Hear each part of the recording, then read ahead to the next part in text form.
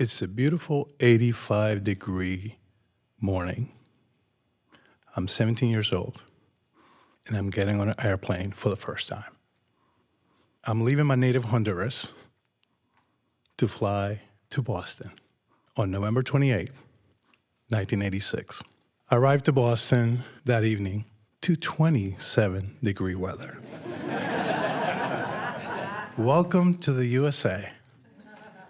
I'm here with my mother for a 2-week vacation. I am thrilled. I am so excited to get to know the big, bright lights of the city. So we arrived to Logan Airport. We are driving through downtown Boston. I am in awe of all the beautiful building architecture. And for the next 2 weeks, I enjoyed myself. 2 weeks are up. I am excited. I'm coming back home. I am packing my bags. I'm putting the trinkets away of all the T-shirts that I bought at Faneuil Hall. And here comes my grandmother and my mom into the room that I was sharing with my 2 little cousins. My grandmother, the matriarch of the family, is doing all the talking. And she says, with a very somber face, "Son, your mom and I decided that you're going to stay." And my mom had this very sad look on her face. I said, "Mom, you don't want me? I'm the oldest of 5. I felt like my life was back in Honduras." And she said, "No, I want you. I want you to be successful. I want you to stay." So I did.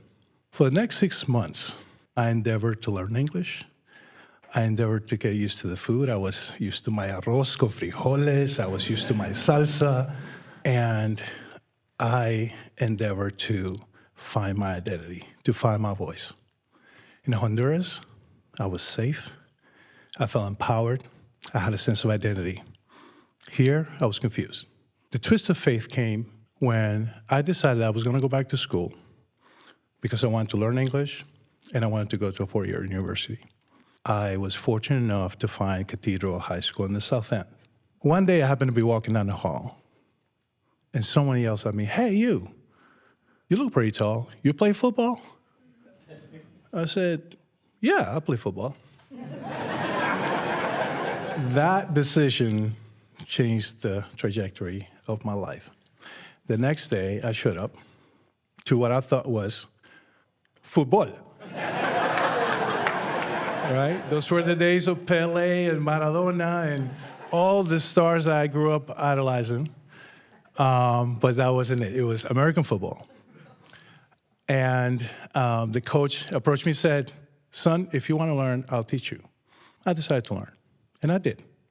In fact, I learned so well that I was the only student, athlete, my senior year, from that team that made it to a Division I football program. I ended up going to Boston University, major in political science. I thought I wanted to save the world. I thought I wanted to be a civil rights lawyer.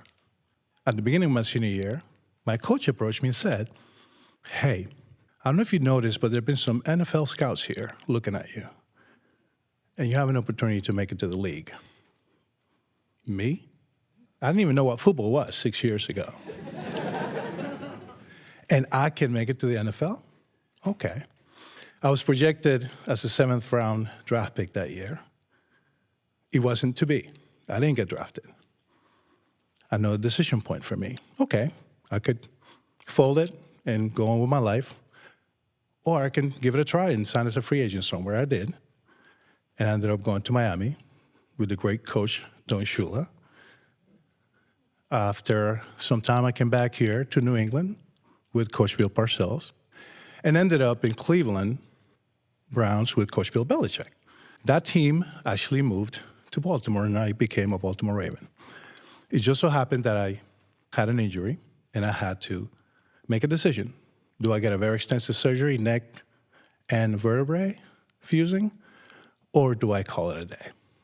Called it a day, packed all my belongings, driving from Baltimore back to Boston.